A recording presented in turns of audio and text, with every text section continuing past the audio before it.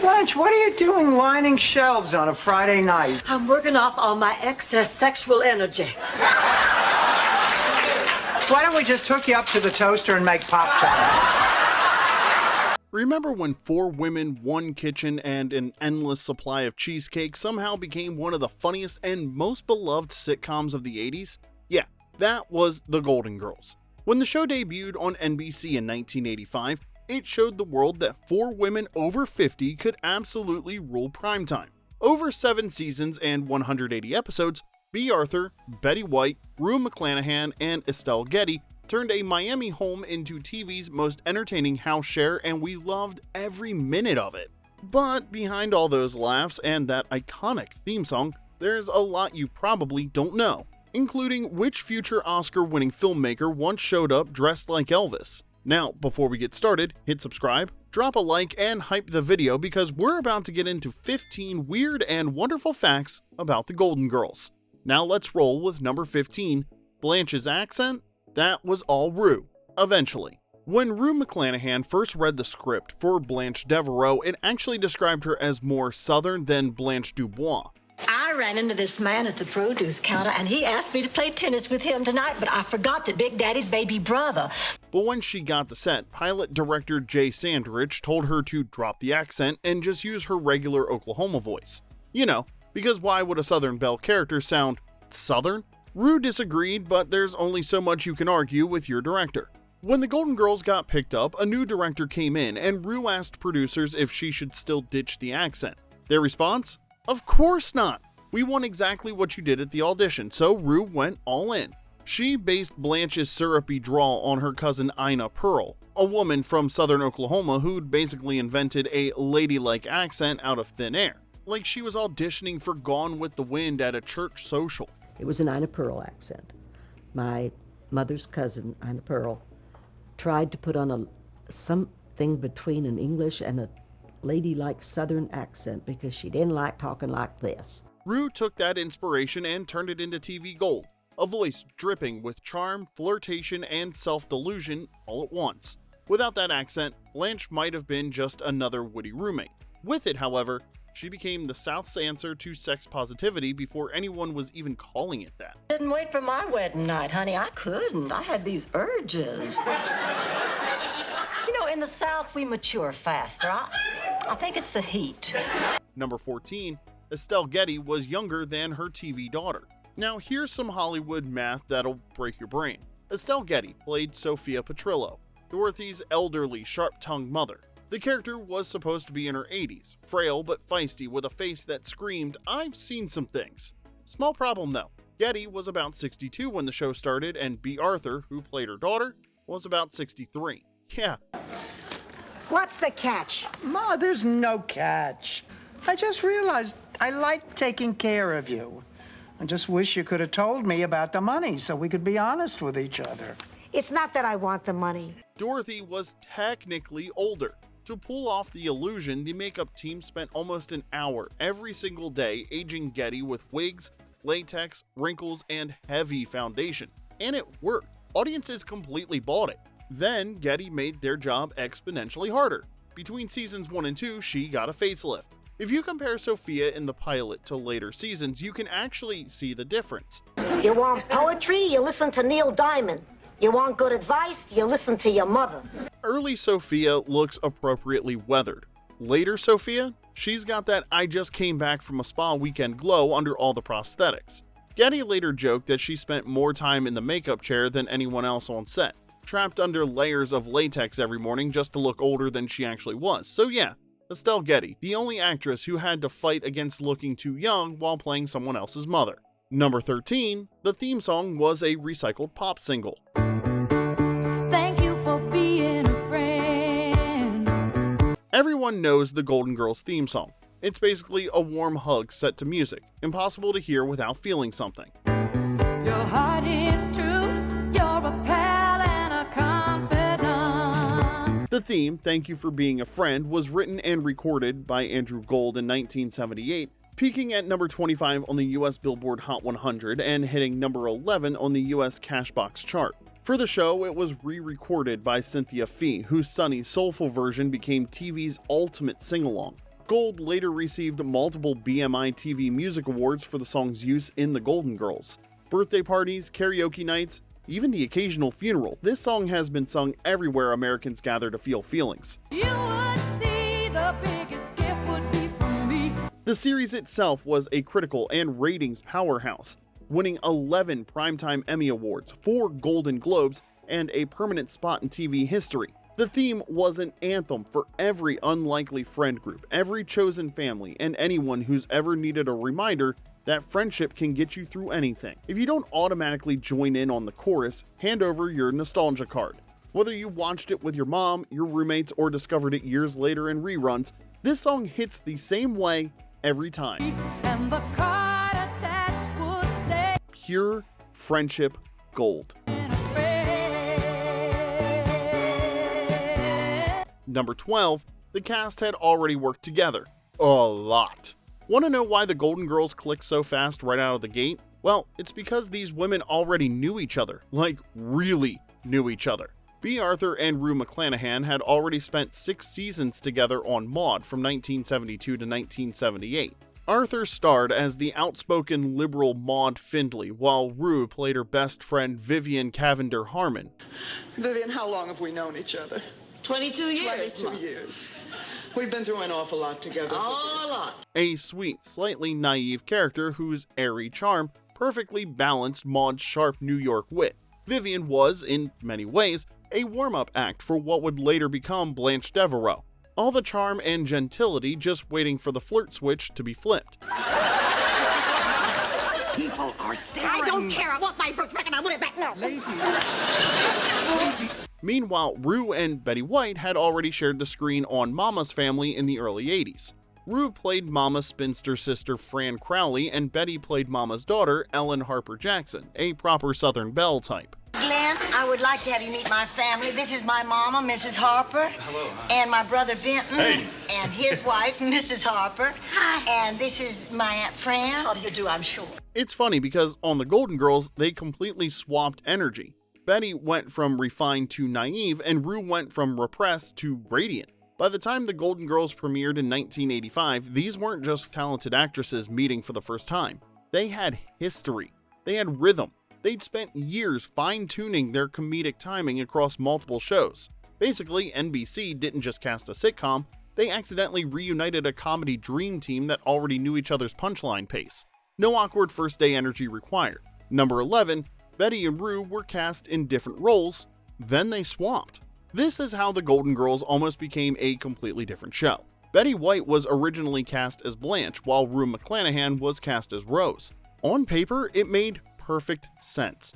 Betty had spent years playing Sue Ann Nivens on The Mary Tyler Moore Show, a man-hungry, flirtatious schemer. Just because it's my birthday, you don't have to go to all the trouble of going out and buying me a present. I'll do it for you. Will $20 be enough? Oh, $20 will be fine. I bet you say that to all the guys. And Rue, well, she'd already played Vivian on Maude, a loyal, warm-hearted best friend who could be naive but also tackled real-world issues and political debates. Well, you know how it is. The more you want to succeed at something, the more afraid you are of failure. Like you last night, Arthur. So, the producers figured, let's just have them do that again. Except both actresses said absolutely not. They didn't want to be typecast. They wanted new territory. Then, pilot director Jay Sandrich made a bold suggestion. What if they swapped roles? Betty would play Rose, the innocent St. Olaf-obsessed sweetheart, while Rue would play Blanche, the sultry Southern belle. The moment they read it that way, everything clicked. Did they ever shoot a herring out of a cannon? Only once. But they shot him into a tree. After that, no other herring would do it. Even Bea Arthur, who had worked with Rue on Maude and was unsure about teaming up again, came on board after seeing the chemistry. That one decision didn't just tweak the show, it defined it.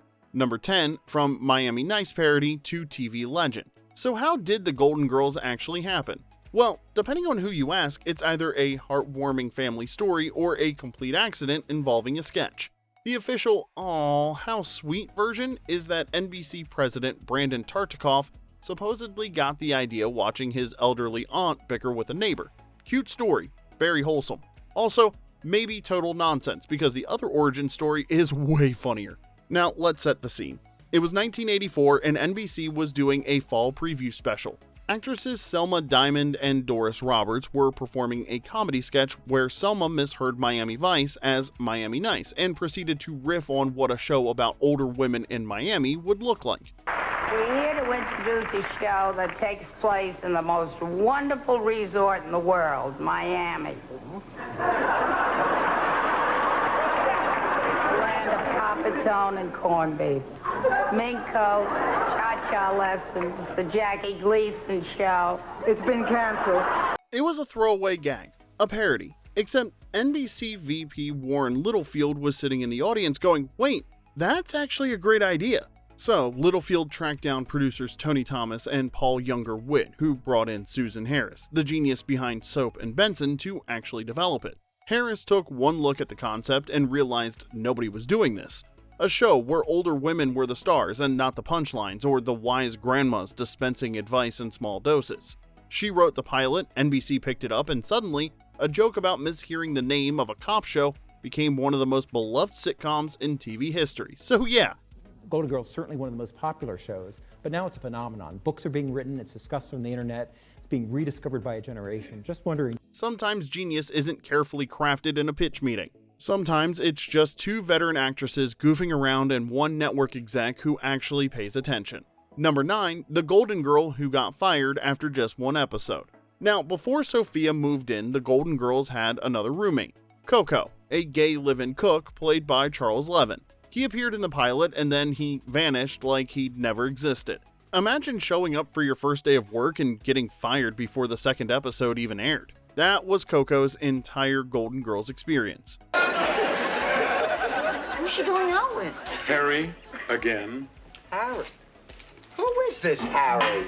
So, what happened?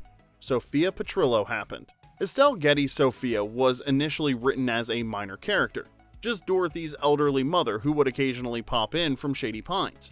But Getty crushed it so hard in the pilot that producers immediately realized they had a hit. Sophia got promoted to series regular, which meant someone had to go. And spoiler alert, it wasn't going to be the tiny Sicilian woman with a wicker purse full of one-liners.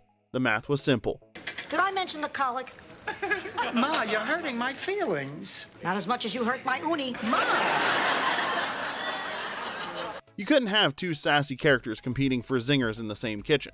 Sophia brought the sharp tongue and the built-in emotional stakes of being Dorothy's mom. Coco brought witty banter and a spatula. Not quite the same.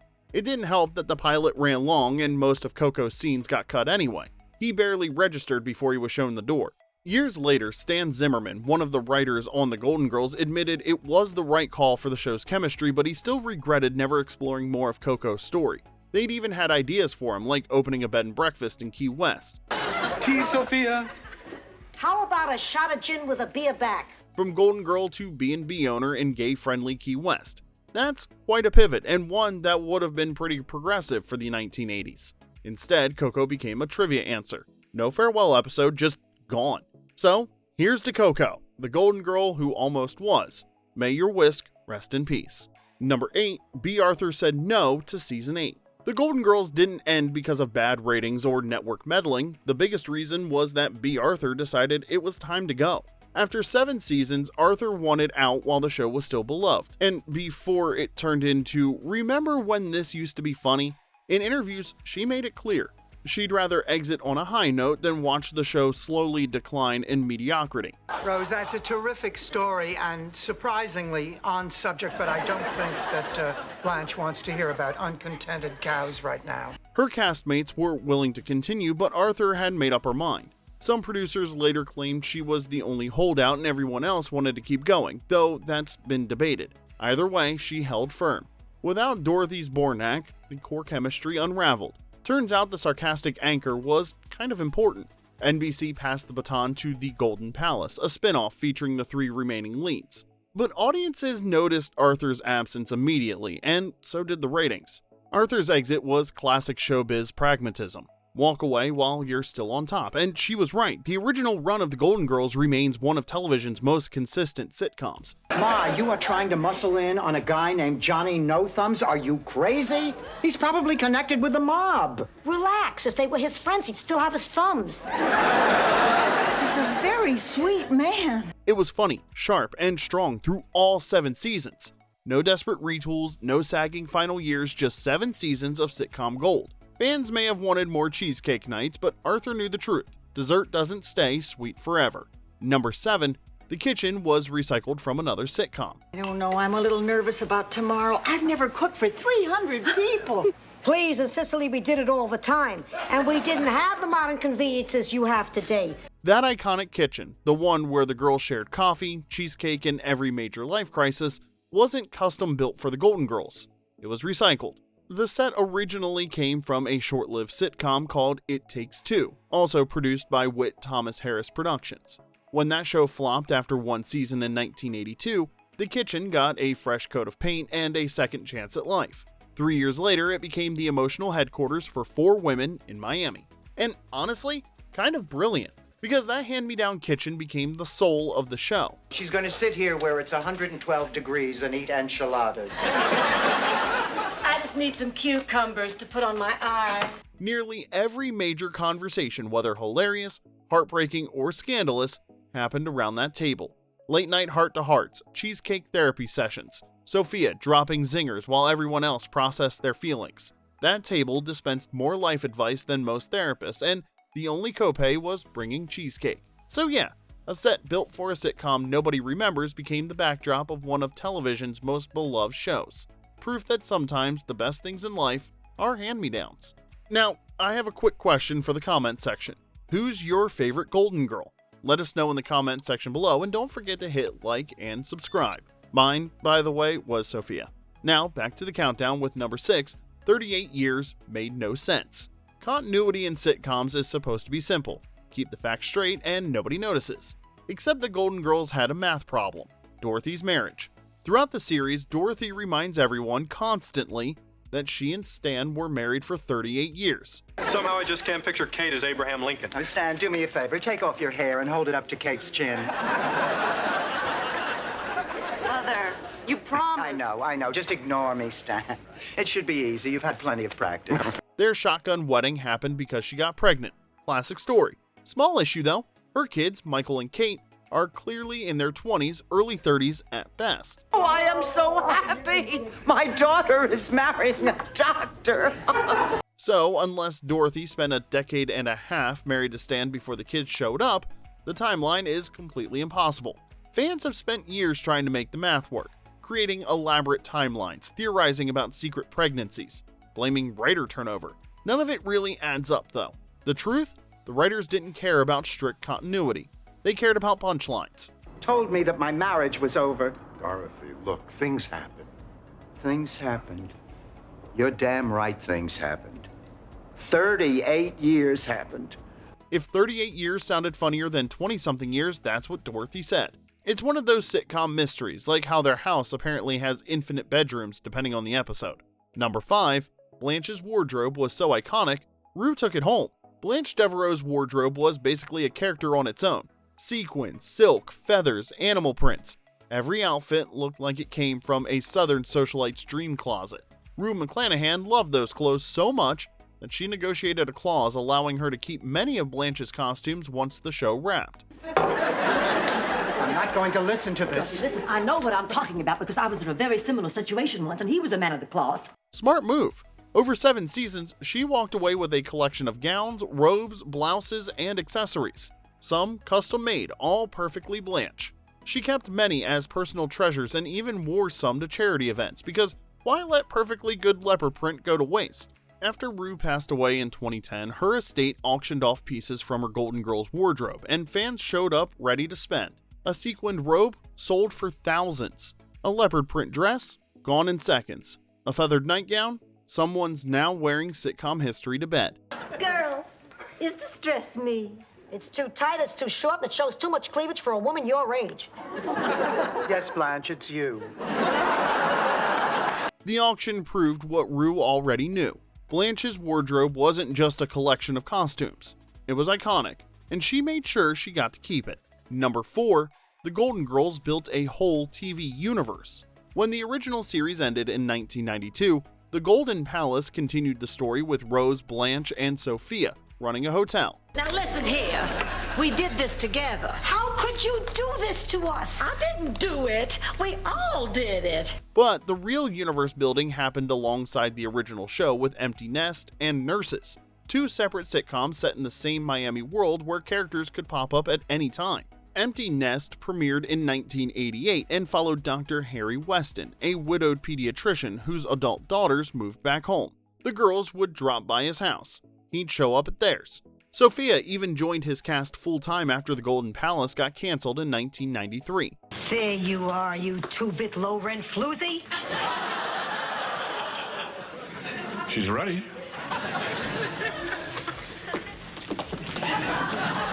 Nurses launched in 1991 following hospital staff in the same city. And when NBC wanted to go big, they did crossover events like Hurricane Saturday, a 3-show storm storyline, say that 3 times fast, that connected all the series in one chaotic night. For a stretch in the early 90s, NBC's Saturday nights were wall-to-wall Miami sitcoms, all sharing the same universe. 3 shows, 1 city, infinite crossover potential. It was the 90s. We had time for this. Number 3, Bea Arthur spent 7 seasons pretending to like Cheesecake. On screen, Cheesecake was the 5th roommate. I just love it when we all get together like this. Every crisis, heartbreak, and late-night confession happened over a slice at the kitchen table. Off-screen, Bea Arthur couldn't stand it. According to George Gary, the baker who supplied cheesecakes for the Golden Girls set, Arthur avoided eating them. Across the entire 7-season run, he remembers her taking a real bite exactly once. Most of the time, she'd just move her fork around the plate while the cameras rolled, pretending to enjoy a dessert she wanted nothing to do with. Meanwhile, Betty White and Rue McClanahan had no such problems. They were more than happy to indulge between takes. Estelle Getty was right there with them for just about every kitchen scene, though whether she actually liked cheesecake or was just a better faker than Bea remains a mystery. Aren't there people who do that for a living? Andy Granatelli does.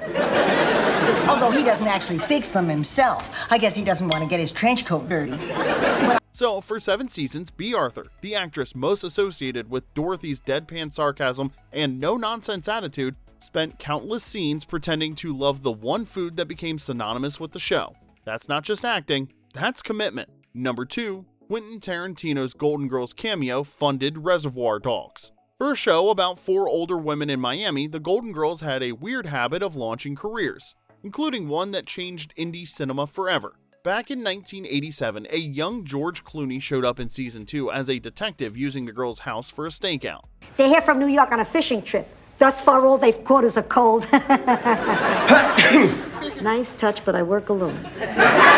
Now, this was years before ER made him a household name, and naturally, Blanche immediately started flirting with his partner, played by Joe Campanella. Mario Lopez played one of Dorothy's students in Season 2, Episode 21, Dorothy's Star Pupil. That was until she accidentally got him deported. This was 1987, a couple of years before Saved by the Bell launched. But the wildest cameo? That was Quentin Tarantino. In 1988, during the Season 4, Episode 6, Sophia's Wedding Part 1, a then unknown Tarantino appeared as an Elvis impersonator in a Blink and You'll Miss It cameo.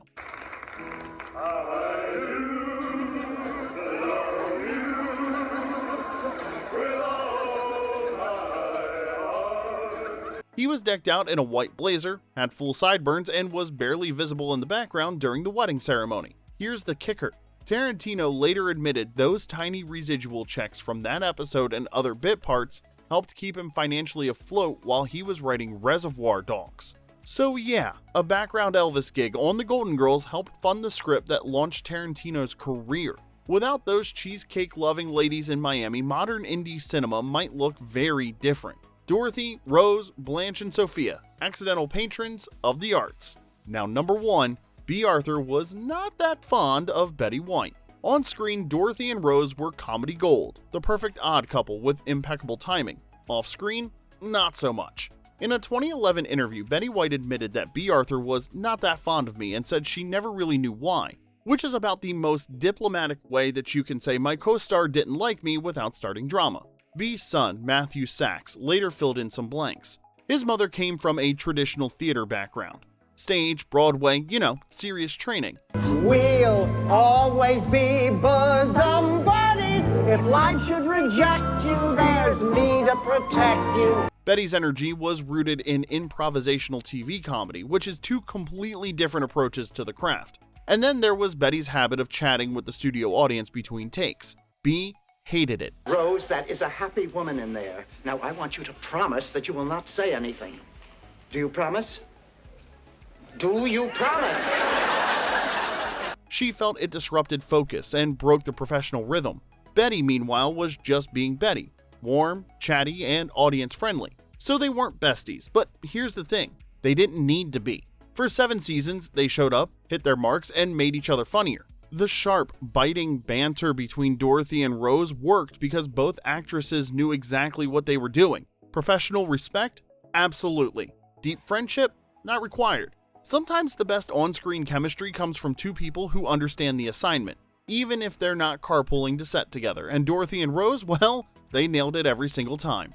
And there you have it, 15 weird, wild, and totally true facts about the Golden Girls. Which one surprised you the most? Which ones did we miss? Let us know in the comments section below. And hey, if you had fun on this trip back to Miami, hit that like button and subscribe for more nostalgic TV deep dives. And until next time, this is Remember When.